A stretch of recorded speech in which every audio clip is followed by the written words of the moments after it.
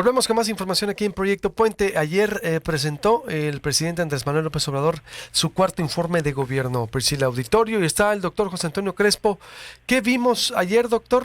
¿Cómo está el país a 4 años del presidente Andrés Manuel López Obrador? Bienvenido y buenos días a Proyecto Puente.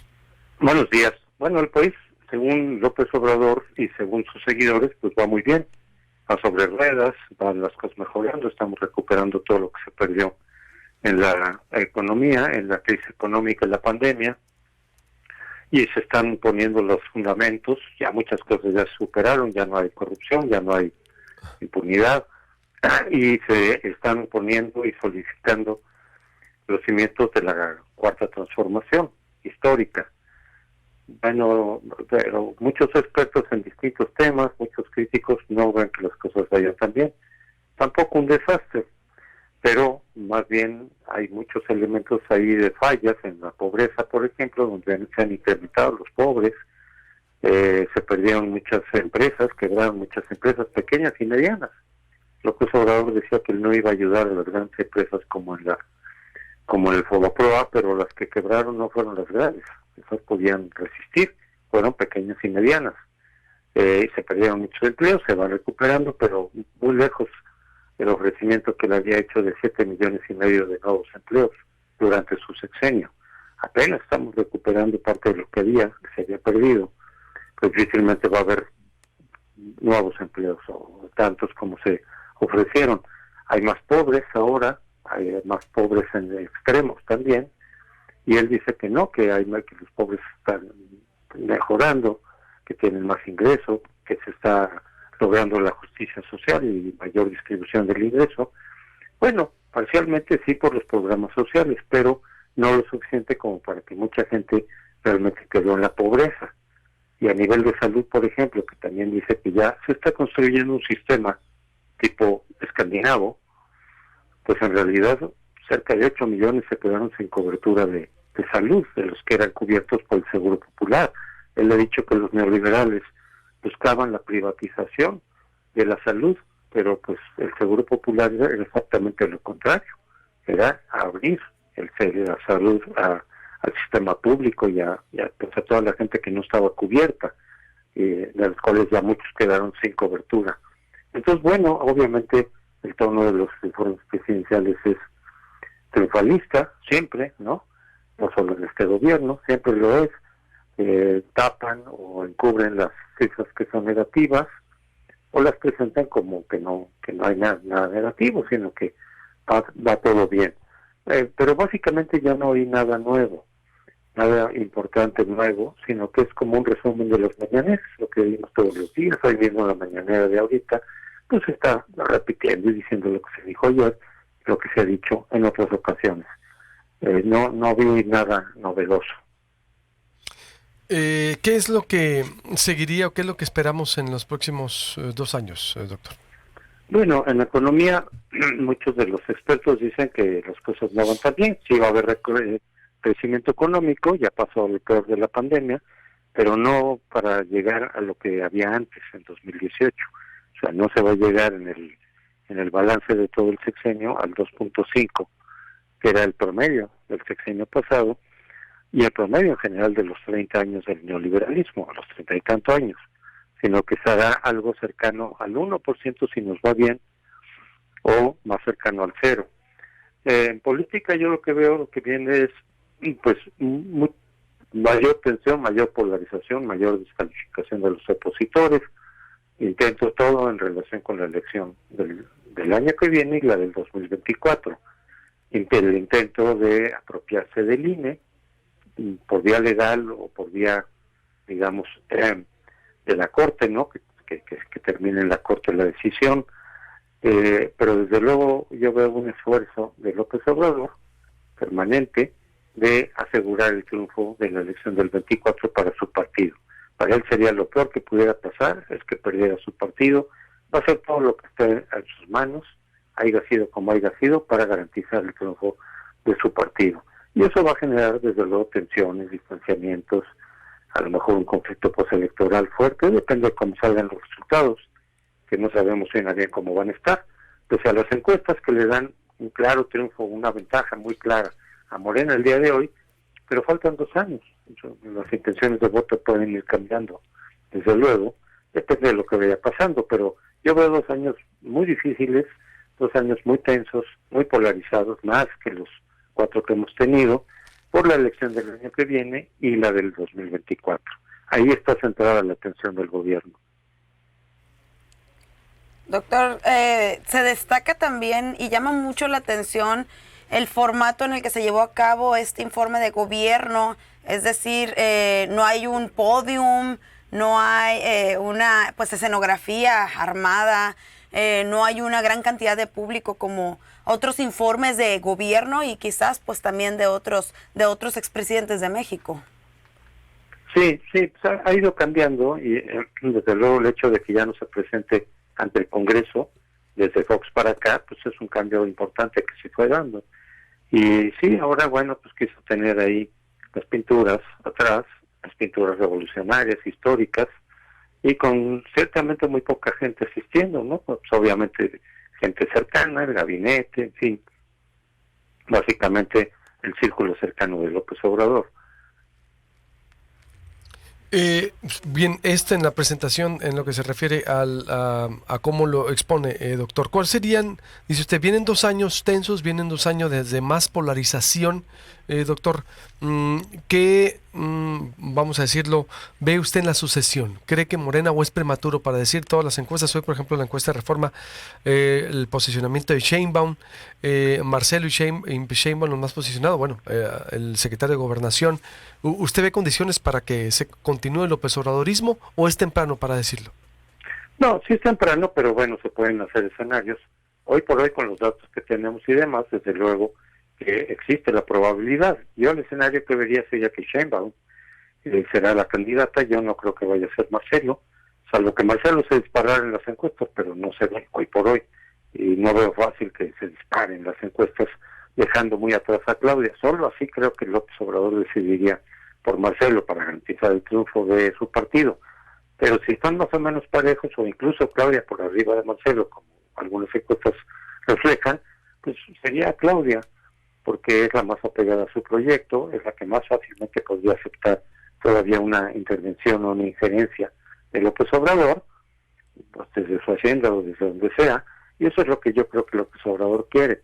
Ahora, el resultado dependerá de si la oposición se logra poner de acuerdo para ir con un solo frente y con un solo candidato, que ese candidato pues sea el mejor posible de los que hay, que pueda generar cierta confianza, cierta aceptación, porque hay unos, aún en la oposición hay candidatos impresentables, otros candidatos un poco más o algo más aceptables para el grueso de los opositores y de los disidentes, pero sobre todo la variable clave que yo veo, por un lado, es que la oposición presente un solo frente. Si no se logra eso, pues es muy probable el triunfo de Morena. Ahora, las encuestas muestran que Morena podría tener, o el candidato de Morena, cerca más del 50%. Y eso sí lo veo difícil, yo creo que eso va a ir cayendo, porque es difícil que alguien que no sea López Obrador gane el 53%, como lo logró López Obrador, y además en condiciones muy especiales que ya no se van a dar en el 24. La elección del 2018 será muy distinta en las condiciones políticas que la del 2024, muy distinta. Por eso no se me antoja que sea probable un resultado semejante. Primera, no tiene el carisma de López Obrador, quien vaya a llegar ahí. López Obrador se lo va a prestar, pero no lo tiene. Segundo, ya vimos 6 años de gobierno, ya no es nada más la esperanza y la expectativa. Mucha de la gente que votó por López Obrador en el 18, pues ya está desencantada, ya se ha separado, ya no le gustó como gobierno, no le gustaron los resultados de este gobierno, o sea, ya no es igual, ya no es solo la esperanza, ya hay resultados y para muchos no son buenos resultados. Y luego, pues también la confrontación que se dio entre el PRI y el PAN, que favoreció muchísimo a López Obrador, pues no se ve ahora, en fin, a menos que se vuelvan a pelear y se empiezan a pegar entre los opositores. Pero de ir más o menos juntos, pues ya no es ese pleito que, repito, le ayudó muchísimo a López Obrador. Pues hay que ver cómo el PRI se fue contra Anaya en vez de contra López Obrador y lo bajó en las encuestas. Pero esos votos no se fueron al PRI, como ellos esperaban, sino se fue a López Obrador. Eso no lo veo en el 2024 Y por eso yo no creo que el candidato de Morena tenga una votación superior al 50%. Puede ganar, depende de lo que pase con la oposición, pero yo no creo que con el 50 y tantos por ciento, será con un 40, 44, 45, lo cual nos lleva a que si la oposición se presenta unida, sí tendría posibilidad de ganar, porque el otro 55, 60% restante podría congregarse en el candidato único de la oposición. Por eso insisto en que la variable clave es que la oposición vaya unida. Escenario que no se ve fácil, no se ve sencillo para nada. De hecho, yo lo veo poco probable. Pero si lo logran, tendrán posibilidades de ganar. Si no, pues el triunfo de Morena casi estará asegurado. Muchas gracias, doctor, como siempre. Un abrazo y estamos en contacto. Buenos días. Hasta luego. Gracias. Volvemos con más información. Priscila, Antonio Antolini. Así es, ayer se llevó a cabo el corto informe de gobierno del presidente Andrés Manuel López Obrador. Y para analizarlo ya tenemos en la línea a Antonio Antolini. Él es politólogo y es que pues nos interesa saber su punto de vista, Antonio Antolini, porque pues varios pues analistas, expertos e incluso la cobertura de muchos medios de comunicación pues tienen visiones contrastantes en cuanto a lo que se trató este informe de gobierno, señalando pues que pudiera ser una extensión de las conferencias mañaneras más. Muy buenos días. Hola, ¿qué tal, Priscila? ¿Cómo estás, Luis Alberto? ¿Qué tal? Te saludo con mucho gusto y sobre todo al noble pueblo del noroeste del país, sobre todo el de Sonora. Mucho gusto saludarlos. Cuidado con el calor, que estoy viendo que las temperaturas suben y suben y suben, pero lo que también sube es el ánimo política de los militantes y simpatizantes de la Cuarta Transformación, porque además a mí no me da pena, al contrario, me da mucho orgullo decir que no solamente soy politólogo, sino también un orgulloso militante de Morena y simpatizante de la Cuarta Transformación. Entonces, mira, de entrada hay que decir, tomemos con mucha responsabilidad el ejercicio de rendición de cuentas que el presidente, por cierto, el 15º esfuerzo de rendición de cuentas que hace en lo que va de su mandato, dado que el presidente se ha comprometido desde el primer momento de su mandato a hacer 4 informes de actividades o 4 informes de resultados en el año, a 100 días de iniciado el año, en la conmemoración del Día de la Victoria, como le llamamos, que es el día del triunfo, que conmemoramos el triunfo electoral, el 1 de septiembre, que es el que está obligado por ley, y también el que conmemora el inicio formal de su gobierno, que es el 1 de diciembre. Entonces, es un esfuerzo que solamente si lo consideramos como parte de la narrativa, pero sobre todo del esfuerzo del presidente de informar, solamente así podemos considerarlo que es una extensión de las mañaneras, porque por supuesto el presidente todos los días presenta información de interés público, la discute y tiene retroalimentación por parte de los reporteros y reporteras ahí presentes. Quien lo haga nada más para demeritar y que diga, sin entrar en análisis concreto y fino, que es una sarta de mentiras, que todo está mal, que no es cierto, que no está informando nada, simplemente lo que está haciendo es renunciar al análisis y sobre todo también renunciar a la política. Si no les cae bien el señor, se vale. Si no votaron por Morena, también se vale, pues estamos en una democracia. Pero el decir que porque no te cae bien y porque no votaste por el partido, que no existe, que todo está mal y que hay que tirar a la basura, es también renunciar al análisis de el liderazgo más importante en México en los últimos 30 años. Dicho eso, me parece que el informe del presidente López Obrador del día de ayer es otra vez consistente con la visión que desde el día 1 presentó a el pueblo de México, y podemos decir incluso que desde antes, porque es el programa electoral con el que fue electo. Siempre me preguntan si tengo algo que criticarle al presidente, que si hay algún error. Y yo les digo que no. Y me dicen, ¿cómo? No va a haber nada que criticar al presidente. Le digo, no, pero déjenme explicar por qué. Yo creo que el presidente lo que ha hecho es que ha sido muy consistente en hacer todo lo que prometió que iba a hacer, digamos, en la medida de lo posible y dadas las circunstancias a las que ha enfrentado, lo que ofrece una y otra vez, por ejemplo, el fortalecimiento financiero y el número alto de inversión que se hace a Pemex y a la CFE. Bueno, el presidente siempre estuvo muy interesado en recuperar la soberanía energética y aumentar la inversión. Anunció sobre la nueva planta de Dos Bocas y por supuesto también la que se compró en Houston en Deer Park. También habla sobre la cantidad de dinero que se ha recaudado por el combate a la corrupción y lo hace además de manera muy puntual. Dice uno que siempre ha pasado de manera desapercibida y me parece que es uno de los logros más importantes, la recaudación que se está obteniendo, el monto de dinero que se está recaudando de las 50 aduanas en el país, que a partir de una reestructuración de sus titulares bajo la coordinación de Horacio Duarte ha logrado aumentar casi 1000% en su recaudación. Es una cantidad de dinero que proviene de impuestos, del IVA y de demás impuestos que se establecen en las aduanas.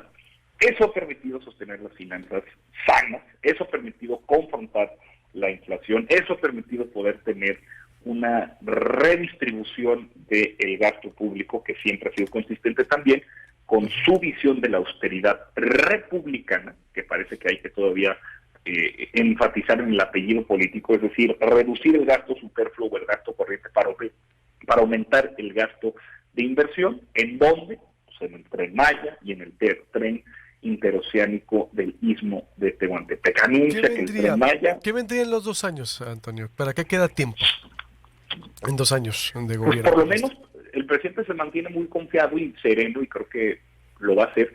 Pues las grandes obras, por ejemplo, el Tren Maya, que anuncia que habrá de ser terminado a finales de 2023, o al menos una primera parte, y lo que creo es que va a terminar este sexenio asentando sí las bases. Deja tú materiales, financieras o de los proyectos de infraestructura. Yo creo que lo más importante que el presidente una y otra vez reitera y que estoy convencido tanto como él, es que nunca más regresarán los tristes e inmundos días en donde nos gobernaban neoliberales que estaban entregados a la faramaya, a la fanfarria, a la superficialidad frívola, al dispendio, al exceso. Yo creo que el presidente ha logrado bien con el movimiento que lo acompaña y los simpatizantes de la Cuarta Transformación y sobre todo los militantes de Morena que seguimos defendiendo esta visión de lo público, es que lo más revolucionario que podíamos haber hecho en este país y que debemos seguir haciendo para las generaciones por venir es que México tenga un gobierno decente. Mira, no sé si han visto o han tenido oportunidad, de ahorita lo traigo muy fresco porque de verdad es que es muy traumante. ¿Qué sería lo que le hace falta, Antonio? O por ejemplo, tú crees, dices, entonces, López Obrador ha cumplido todo lo que ha dicho, ha sido consistente, ha cumplido coherente, lo que ha cumplido lo que ha ofrecido, sí. Ha ofrecido combatir la corrupción, ha ofrecido que aumente el ingreso de las familias más pobres, ha ofrecido obras de infraestructura, ha ofrecido el fortalecimiento del sector energético, ha ofrecido una nueva relación internacional, particularmente con nuestros socios estratégicos de Estados Unidos y Canadá, pero también, por supuesto, recuperado el orgullo y la posición de México en América Latina. Hombre, creo que sigue siendo consistente que el proyecto que se nos ofreció y por el que él, además, todos los días y 4 veces al año y otra vez de manera reiterativa el día de ayer, ofrece. ¿Por qué es relevante, digamos, hablar de esto? Pues porque nosotros tenemos claro cuál es el proyecto de nación que estamos defendiendo. La oposición partidista, mediática y social no ha podido elucubrar, no ha podido diseñar, no ha podido contrastar con prístina claridad cuál es el proyecto sobre el cual versa su actividad política. Más allá de decir todo está mal, porque no todo está mal. Y tampoco es que todo esté bien, pero al menos yo digo que es consistente con lo que se nos ha ofrecido y con lo que se ha hecho. O sea, seguimos teniendo estragos importantísimos en el sector salud derivados de la pandemia y sobre otros tantos retrasos a nivel local y estatal. Tenemos todavía un terrible fenómeno de violencia que azota a nuestro país, pero que sobre todo tiene la negligencia y la indiferencia de muchísimos actores locales, particularmente el gobierno de Guanajuato, gobernado por el PAN hace 25 años, en donde se concentra la mayor parte de los homicidios dolosos de este país. Antonio, por hablar de realidades subnacionales. Por último, por los tiempos y por el formato, te pregunto, ¿hay condiciones de que repita Morena en el 2024? Todas. No solo hay condiciones, la viabilidad del proyecto de la Cuarta Transformación me parece que es innegable que habrá de repetir. Nuestra gran pregunta es el sentido del proyecto a partir de quién será el conductor o conductora. Esa es realmente la discusión que tiene a México en vilo. ¿Quién será el candidato de Morena? Porque que repitan Morena en 2024 me parece casi un hecho. Bien, pues como siempre, mi estimado, muchas gracias por tu tiempo y estamos en contacto. Te mandamos un abrazo.